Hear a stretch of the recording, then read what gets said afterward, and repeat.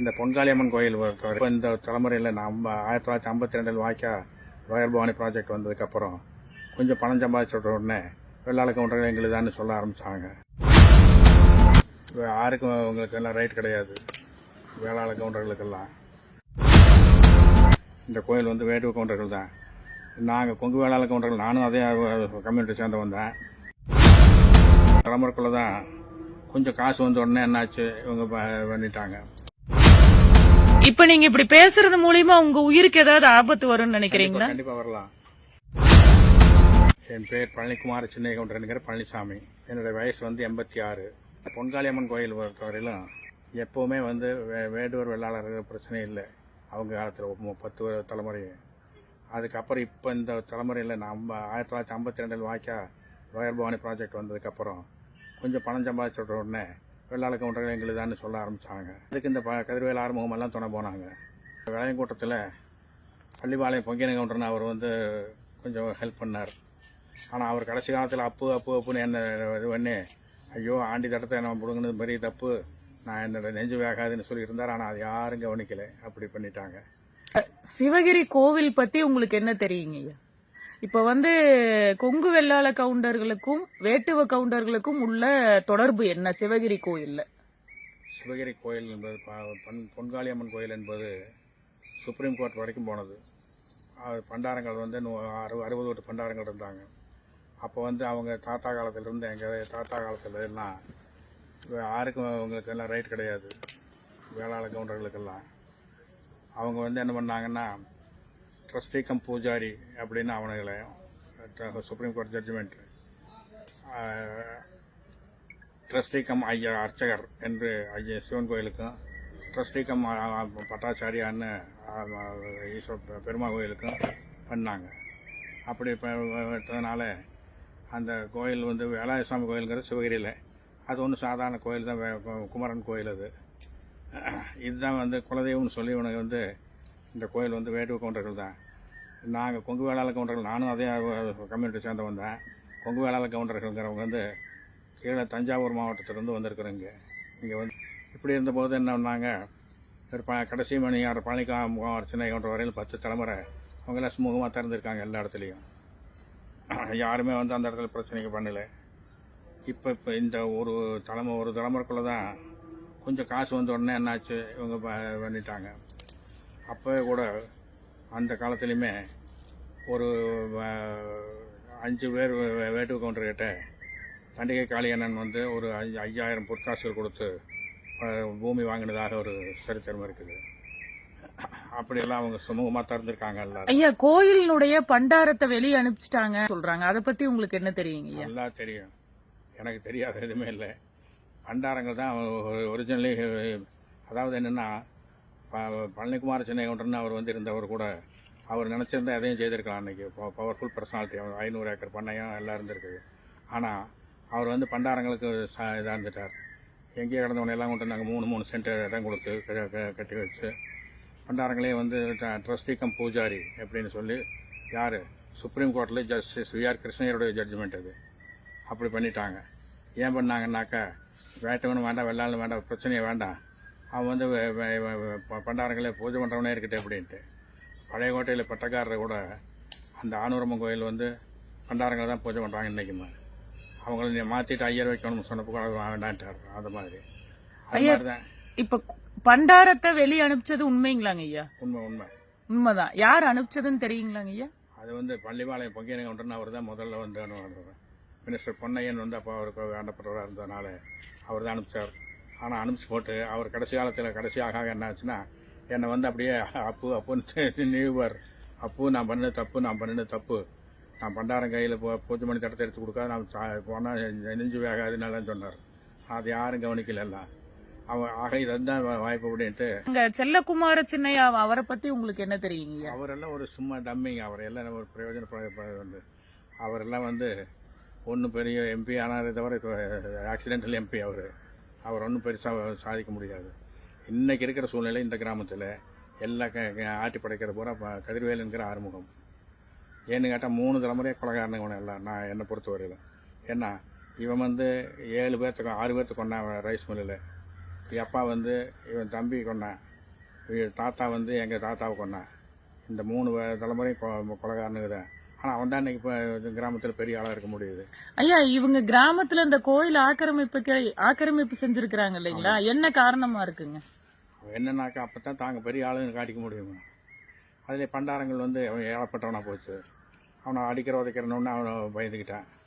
இன்றைக்கி அது வந்து ஹெரிட்டரி ட்ரஸ்டிக்கம் பூஜாரிங்கிறதுனால அவனோட பேரமாருக்கு வரலாம். பேரமாருக்கு வந்து எடுத்தானுங்கன்னா கூட நடத்தலாம். ஆனால் அவன் நல்லா வந்து பயந்துக்கிட்டான். ஏழப்பட்டவனாக போனதுனால இவனுக்கு இந்த வாய்க்கா வந்ததுனால, பகர்பானி ப்ராஜெக்ட் வந்ததுனால நல்லா பணக்காரன் ஆகிட்டான். அவன் நல்லா பயன்படுத்திக்கிட்டான். ஐயா இந்த செப்பு பட்டயம் எல்லாம் உள்ள இருந்தது அதெல்லாம் இல்ல அப்படின்னு சொல்றாங்களே. இருக்குது, இன்னைக்கு இருக்குது. சரிங்க. இன்னைக்கு எங்க இருக்குது தெரியுமா? சரிங்க. தென்னிலை பட்டக்காரன் வேட்டு பட்டக்காரர் எடுத்த எம்ஏ பகவதி கவுண்டர்னு அவர் எடுத்தா இருந்தது. சரிங்க. பட்டயம் 2 பட்டயம், தென்னிலை பட்டயம் 1, தென்னிலை பட்டயம் 2ங்கிறது. சரி. அது 2 ஒரு ராசு போய் எழுதுறது கூட அவர் என்னன்ட்டாரு, நீ 3 நாள் ஆனால் 4 நாள் ஆனாலும் இங்கே இருந்து சாப்பிட்டு எழுதிட்டு போ, கையில் மாத்திரம் கொடுக்க மாட்டேன்ட்டார் அவர். பகவதி கவுண்டர் அவர் ஒரு நல்ல படிப்பாளி, வேட்டு பட்டக்காரர் அவர். ஆனால் அவர் மகன் நல்ல வாசம் பன்னி மாஸ்டர். அவங்ககிட்ட போய் கதிர்வேல் ஆரம்ப கோளாரம் வாங்கிட்டு வந்துட்டான். அங்கே கொடுக்குறேன் கொடுக்கணும், அது எங்கேயும் கொடுக்கல, அது கோயில் தான் இருக்குது. இன்றைக்கி அது கோர்ட் மூலமாக வர வச்சா கொடுத்துருவாங்க, கொடுத்தாகணும், வேறு வழியே கிடையாது. இப்ப இந்த கோயில் வந்து கோர்ட் இடிக்க கூடாதுன்னு சொன்னதுக்கு அப்புறம் கூட இடிச்சிருக்காங்க, அதை பத்தி நீங்க சொல்லுங்க. அது எனக்கு முதல்ல இங்க ஸ்டே வாங்கியிருக்காங்களாங்கிறது தெரியாது. சரிங்க. ஆனா ஸ்டே வாங்கியிருக்கிறேன்னு எங்கெல்லாம் சொல்லும் போது பார்த்தா அது பெரிய இதாச்சு. அது வந்து கமிஷனர் எல்லா பணம் மாட்டிக்குவாங்க அதில். ஏன்னு கேட்டால் ஒன்ஸ் வந்து கோர்ட்டு ஸ்டே கொடுத்துருக்கிற போது அதை மீறி இடிக்கிறதுனாக்க என்ன அர்த்தம்? அது 3 நாளில் இடிச்சு நிறைவேச்சு. அதுக்கு என்ன காரணம்னு என்னுடைய கருத்து என்னன்னா, கதிர்வேல் ஆறுமுகம்ங்கிற ஒரு கணக்கு ஆண்டி கோயிலுங்கிற பேர் மறையணும். ஏன்னா இது வந்து இந்த கவுண்டனுக்கு மேலே வேட்டுவனுக்கு மேலே ஆகி போச்சு அது. அதனால் இது ஆண்டி ட்ரஸ்டிக்கம் பூஜாரின்னு சொல்லி ஆண்டி கோயில் தான் இது. அதனால் இந்த ஆண்டி கோயிலுங்கிற பேரை மறைக்கணும், வேட்டுவன் கோயிலுங்கிற மறைக்கணும், கூரைக்கூடத்தில் தவிர வேறு யாருக்கும் ரைட் இல்லைன்னு சொல்லணும். அந்த மாதிரி அதுக்காகத்தான் பண்ணுறான்னு நல்லா தெரியுது எனக்கு. அதுக்கடையில் வந்து எல்லாம் பயந்து கிடந்தானுங்க அன்றைக்கி முதல்ல. அதுக்கு முதல்ல இப்போ வந்து இப்போ எடுக்க வந்துட்டானுங்க. அதுக்கு ஐயா இந்த கோவிலினுடைய நிலங்கள் பத்தி சொல்லுங்க ஐயா. இந்த கோவிலுக்கு சொந்தமான நிலங்கள்லாம் இப்ப என்ன பண்றேன்? 50 ஏக்கரா இருக்குது பண்டாரங்களுக்கு. சரி. அதை பூரா மண்ணை வெட்டி வந்து இல்லாத பண்ணிட்டானுங்க தான் அவனுங்க எல்லாம். அதனாலேயே வயிற்றுப்பாட்டுக்கு வழி இல்லாதனாலேயே நல்லா வெளியே போயிட்டான். அப்படித்தான் பண்ணுவாங்க. ஈஸ்வரன் பெருமாள் எல்லாருக்கும் இருக்குது. கோவிலுக்கு சொந்தமான இடங்கள் எங்கெங்க இருக்குதுங்க ஐயா? இடங்கள்னு சொன்னாக்க அம்மன் கோயிலை சுற்றியில் இருக்கிற இடமெல்லாம் கோயிலுக்கு சேர்ந்தது. அதோட அந்த கோயிலை சுற்றிலே 10 ஏக்கர் பூமி இருந்து நான் வண்டி வாகனங்கள் நிறுத்துறதுக்கு இப்போ கார் பார்க்கிங்காக வந்துட்டு இந்த காலத்தில் அதுக்கு இடம். இப்போ அதை பூராவும் என்ன பண்ணான்னா கம்ப்ளீட்டாக பூரா இது பண்ணிட்டான். பூரா பட்டா போட்டு வச்சிருக்காரு கதிர்வேல் ஆறுமுகம். யாராருக்கோ எல்லாம் போட்டு வச்சிருக்காரு. ஐயா இப்ப கொங்கு வெள்ளாள கவுண்டர்கள் தான் எங்களுடைய கோயில் தான், வேற யாரும் உள்ள வரக்கூடாதுன்னு அவங்க சொல்றாங்க இல்லைங்களா? இதுக்கு வந்து யாராவது பின்னால இப்ப ஒரு அரசியல்வாதிகள் யாராவது இருப்பாங்களாங்க ஐயா? இருக்காங்களா? அரசியல்வாதிகள் இருக்கிறாங்களான்னு சொல்ல முடியாது. அரசியல்வாதிகள் இவங்க போய் அணுகுறாங்க. போய் அணுகும் போது என்னாச்சு? இல்ல நீங்க இருந்த காலகட்டத்தில் அரசியல்வாதிகள் யாராவது வந்திருப்பாங்க இல்லைங்களா? யாரும் வரல. அன்னைக்கெல்லாம் வந்து யாருமே இல்லை. காமராஜ் பெரியல யாருமே வரல. இல்ல இப்ப சமீபத்துல இப்ப இருக்கிறவங்க யாரும் இருக்கிறதுல வேற யாரும் தப்பா சொல்றது கூட இல்லை. அமைச்சர் முத்துசாமி வந்து நம்ம டிஸ்ட்ரிக்ட் மினிஸ்டர் ஆச்சா. சரி. அவர் வந்து ஆகட்டும் பார்க்கலாம்ங்கிறார் காமராஜ் பாணியில். ஆனால் அவர் ஒன்றும் பர்பஸாக எடுத்துக்கிறது இல்லை. ஆனால் இவங்க சொல்றதுன்னா நாங்கள் யார் தெரியுமா, நாங்கள் டிஎம்கே, நாங்கள் இவரோட பேசுகிறோம் அப்படிங்கிறேன். இப்ப ஏடிஎம்கே சார்ந்தவங்க யாராவது இருக்காங்களாங்க ஐயா? ஏடிஎம்கே தான் இவர் எக்ஸ்எம்பி செல்வகுமார் சின்னையனே. இல்ல இப்ப பிரசன்ட்ல இருக்கிறவங்க இல்ல இப்ப யாருமே. இப்ப இன்னொரு வேடிக்கை என்னன்னா, என்ன தவிர இந்த கிராமத்துல இத பத்தி வெளிப்படையா சொல்றதுக்கு யாரும் தயாரா இல்லை. அப்படித்தான் இருக்குது. இல்லைங்க ஐயா இப்ப இவரு செங்கோட்டையன் அவரெல்லாம் வந்துட்டு போன போட்டோ எல்லாம் இருக்குதுங்க. அவரை பத்தி ஒன்னு சொல்றேன் கேளுங்க. சரிங்க. நாங்க ஒரு காலத்துல அவங்க வீட்டுக்கு போயிருந்தோம் குளம்பாளையத்துல. அவங்க அப்பா அம்மா எல்லாம் இருந்தோன்னா அவங்க அம்மா தான் கொண்டு ஜூஸ் கொடுத்துட்டு, அப்பா நாங்கள் திருச்செங்கோடு தான் போய்கிட்டு இருந்தோம், அதனால தான் உனக்கு செங்கோட்டையன்னு பேரே வச்சோம். அப்புறம் என்னமோ இப்போ வந்து சிவகிரிங்கிறாங்க எல்லாரும். அதனால் எல்லாம் சிவகிரி போகிறாங்க அப்படிங்கிறாங்க. இந்த மாதிரி ஒரு கிரியேட் பண்ணிட்டாங்க. நல்லா சிவகிரி தான் சென்டருங்கிற மாதிரி நல்லா கிரியேட் பண்ணி அதில் இப்போ பைசா நிறையா சேர்ந்து போச்சு பண்ணுறாங்க எல்லாம். இந்த மாதிரி ஒரு நாங்க தான் உள்ள இருப்போம் நீங்களாம் வரக்கூடாதுன்னு சொல்றதுக்கு அவரும் வந்து சொல்றாரு அப்படிங்கறது ஒரு சிலர் சொல்றாங்க எங்ககிட்ட. இல்லை அவர் சொல்லுது. அவர் இது வரைக்கும் அவர் பேர் வரக்கானா, சும்மா இவனுங்க எல்லாம் பயன்படுத்துறாங்களே தவிர அவர் ஓரளவுக்கு நியாயமாக தான் போறவர். சரி ஐயா, இப்ப சிவகிரி கோவில் நிர்வாகிகளா இருக்கிறவங்கள பத்தி உங்களுக்கு வேற எந்த தகவலாவது தெரியுங்களாங்க ஐயா? சிவகிரி கோயிலுக்கு, அதான் அம்மன் கோயிலுக்கு யாருமே ட்ரஸ்டீஸ் கிடையாது. நீங்கள் இன்னொன்று நல்லா புரிஞ்சுக்கணும். தமிழகம் பூராவிலையுமே ட்ரஸ்டீஸ் போடுறாங்கல்ல, ஏன் இந்த கோயில் 3 கோயிலுக்கும் போடல?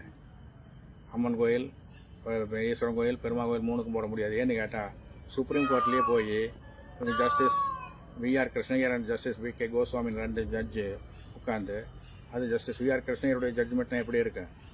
அவங்க வந்து தெளிவாக சொல்லிட்டாங்க. Hereditary trustee come pujari, hereditary trustee come அர்ச்சகர், ஹெரிடரி ட்ரஸ்டி கம் பட்டாச்சாரி அப்படின்னு 3 கோயிலுக்கும் கொடுத்துட்டாங்க. அதனால் அவங்க வந்து வேறு இந்த கோயிலுக்கெல்லாம் ட்ரஸ்டியே போட முடியாது. இப்போ நல்லா செல்ஃப் மேடு ட்ரஸ்டீஸ். இப்போ இந்த கதிர்வேல் ஆறுமுகமெல்லாம் ட்ரஸ்டின்னு தாங்களே சொல்லிக்கிறது. அப்படி சொல்லிக்கிட்டு அவங்ககிட்ட அப்புறம் காசை வசூல் பண்ண வேண்டியது, ஈஸியாக ஜெயிச்சிருவோம் அப்படிங்கிறாங்க. பழனிக்குமார் சின்னையன்ற வந்து இங்கிலீஷில் ரிவால்வர் வச்சுருந்தார். இங்கிலாண்டில் வாங்கினது ஒரிஜினல் புதுசு.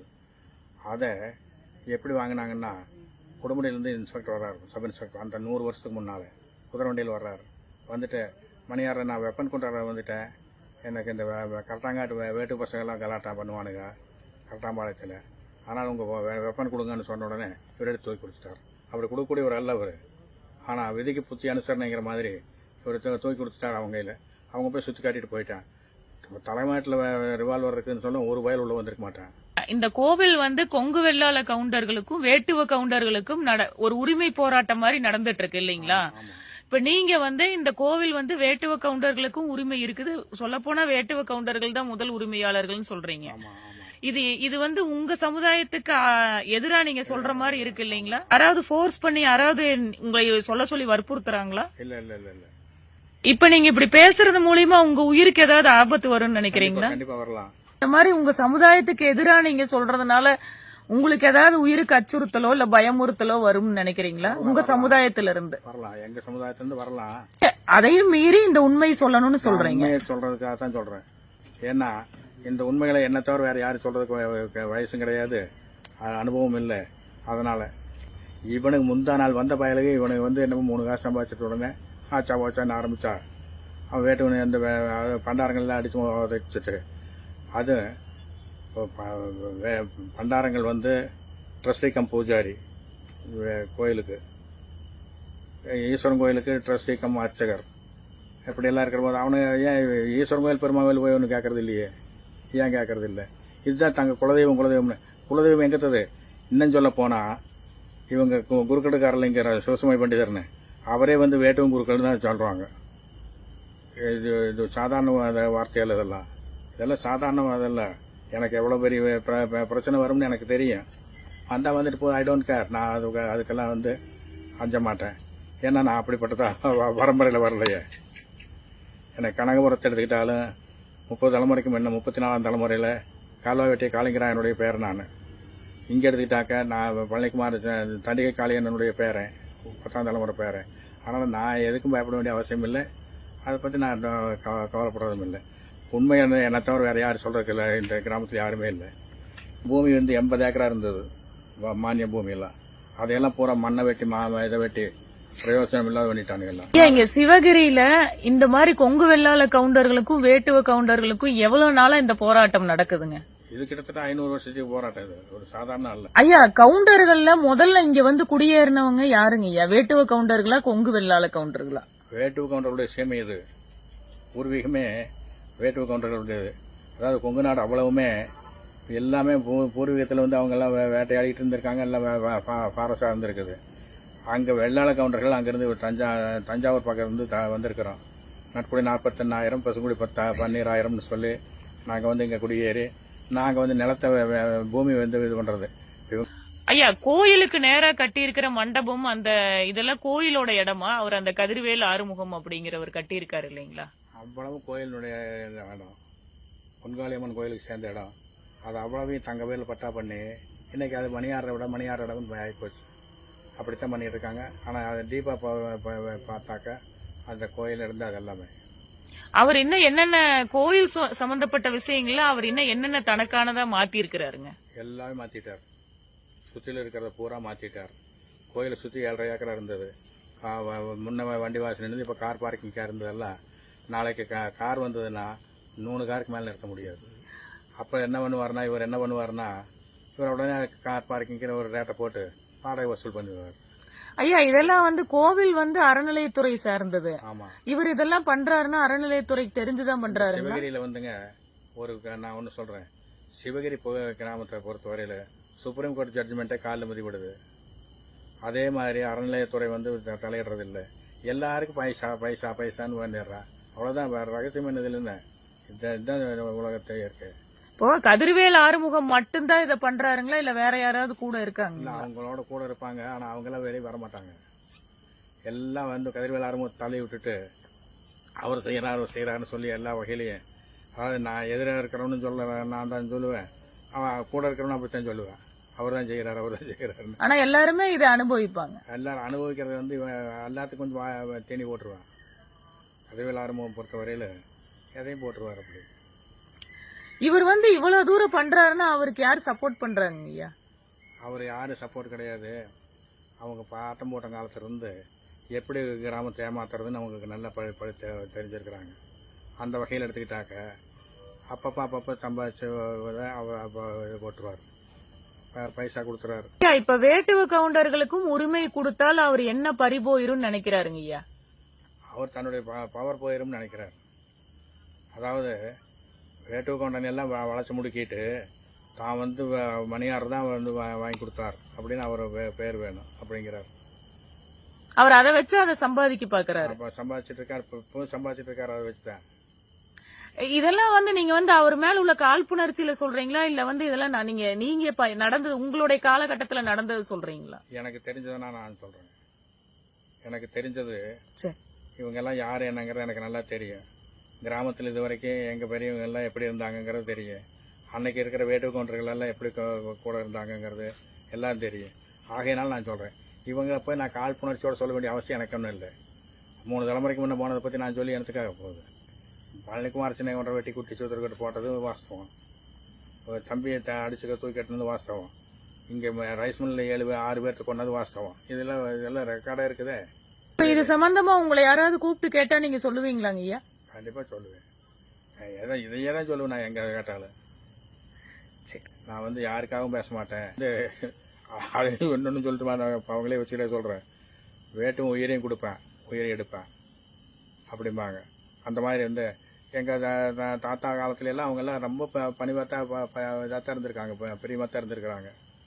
அதே மாதிரி என்னுடைய காலத்தில் இன்னைக்கு வரைக்கும் இதே நண்பர்கள் எல்லாருமே எனக்கு வேட்டுவ கவுண்டர்கள் நிறைய நண்பர்கள் உண்டு. அவங்க யாருமே எனக்கு விரோதமாக போகலையே. அப்படியே நீங்கள் சொன்ன கேட்ட மாதிரி வெள்ளாள கவுண்டர் ஏதாவது என்ன பண்ணான்னாக்க நாளைக்கு நான் ஒரு வார்த்தை சொன்னா போதும், வேட்டுவ கவுண்டர்கள் எனக்கு ஆதரவுக்கு வந்துடுவாங்க. அது உண்மை, கேரண்டி. அந்த நம்பிக்கையில் எனக்கு உண்டு.